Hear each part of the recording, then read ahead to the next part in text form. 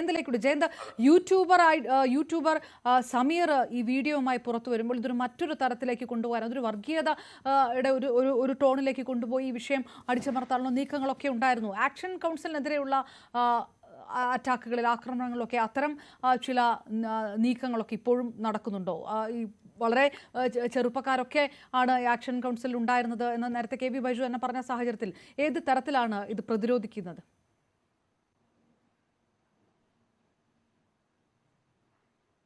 ശ്രീ ജയന്ത്, കേൾക്കാമോ? മ്യൂട്ടാണ്.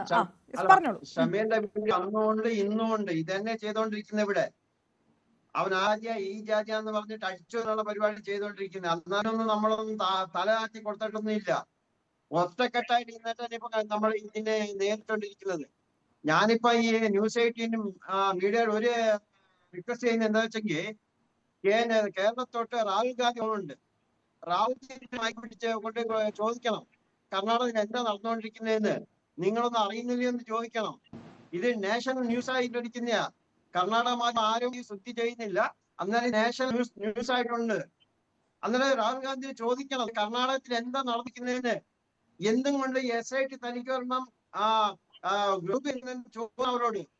അവർക്ക് ഇവിടെ SP എന്തിനാണ് SP നല്ലവരോ ഞങ്ങൾ പറഞ്ഞുകൊണ്ട് അന്ന് എന്തുകൊണ്ടാണെന്ന് അറിയാം. ഇന്നങ്ങനെ ഒരു അവിടെ കൊണ്ടു ചെന്നപ്പോഴും ഒരു പോലീസ് വണ്ടി വരും പറ്റുന്നില്ലല്ലോ. അരമണിക്കൂർ വേണോ? അന്ന് ഇതിന്റെ ബാക്കിൽ എത്ര പ്രഭാവികളാ? ഇത് മനസ്സിലാക്കണം. ഇപ്പൊ ചോദിക്കുന്ന കർണാടകത്തിലുള്ള MR MP എല്ലാം തപ്പിന്നോ ഞങ്ങള് എവിടെ തപ്പണ്ടി ഒരു അവസ്ഥയിലായി.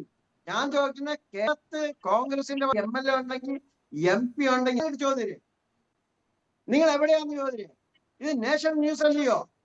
1, 2 അല്ല, 1000 ബോഡികളെ മൃഗങ്ങളെ എടുക്കണം. അന്ന് എടുക്കണ്ട അന്നേരം ഇത് ചോദിക്കണം. ഇതിനു വേണ്ടി ഇടീ നാട്, ഇടീ ഇന്ത്യക്കാർ ചോദിക്കണം. കർണാടക മാത്രമല്ല, ഇടീ ഇന്ത്യയിലാണ്. അവിടെ കർണാടക മാത്രമല്ല, എല്ലാ രാജ്യത്തെ ആൾക്കാർ വന്നിട്ടുണ്ട്. അത് ഓരോ എന്താ എടുത്തുകളിയും മാറ്റിയ ആരൊക്കെ എവിടെയൊക്കെ എന്താന്ന്. പിന്നെ ആദ്യം പറഞ്ഞ പോലെ ഒരു നിങ്ങളെ ന്യൂസ് മുഖാന്തരമായിട്ട് ഒരു നമ്പർ കൊടുക്കണം.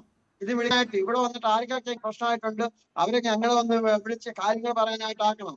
അതിന് ഞങ്ങൾക്ക് താഴെ ഞങ്ങളുടെ SPക്ക് എന്താ കൊടുക്കുന്ന അവസ്ഥയാക്കി ഞങ്ങള് ചെയ്തേ പറ്റുള്ളൂ. ഇത് ഇല്ലെങ്കിൽ ആകെയല്ല, ഇത് ചെറുത വിഷയം നല്ലത്.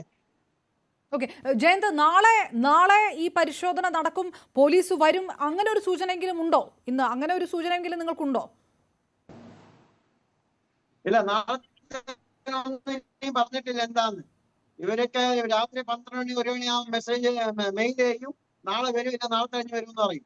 ഇതാ ഇവരുടെ പരിപാടി. ഇപ്പൊ ഞാൻ ചോദിക്കുന്നത് പറഞ്ഞു, ഇത്ര ദിവസം വേണോ? എത്ര 3-ാം തീയതി കൊടുത്ത FIR അതല്ലേ? ശരി, ഏതുണ്ടെങ്കിലും ശരി, SIT റച്ചനയാവട്ടെ, ഇല്ലെങ്കിൽ ഇനി അതിനേക്കാൾ വലിയ CBI കൊടുക്കട്ടെ, എന്ത് വേണം ചെയ്യട്ടെ. ഞാൻ ചോദിക്കുന്നത് പറഞ്ഞാൽ അവൻ പറഞ്ഞ സത്യമാണോ അല്ലയോ? അത് എൻക്വയറി ചെയ്യണമല്ലോ, അതിന് ഒരു ബോഡിയെങ്കിലും എടുപ്പിക്കണമല്ലോ, അല്ലെ? ഇതൊന്നും ചെയ്യുന്നില്ലല്ലോ. അതൊന്നും ചെയ്യുന്നില്ല. അത് കഴിഞ്ഞിട്ടല്ലേ SIT രൂപീകരിക്കണ്ടേ? SIT രചനയാക്കണം, അത് കഴിയണം.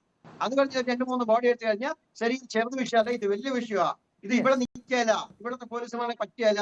അതിന് വേണ്ടിയിട്ട് ഒരു SIT രചിച്ചേ പറ്റുള്ളൂ. അത് ചെയ്യണം. ഞാൻ പറയുന്നത്, രാഹുൽ ഗാന്ധി വരുമ്പോ അവിടെ കൊണ്ടുപോയി മൈക്ക് പിടിച്ച് ചോദിക്കണം. ആ ഒരു ഉപകാരം ചെയ്യാനാണ് ഞാൻ പറയുന്നത്. തീർച്ചയായിട്ടും ആക്ഷൻ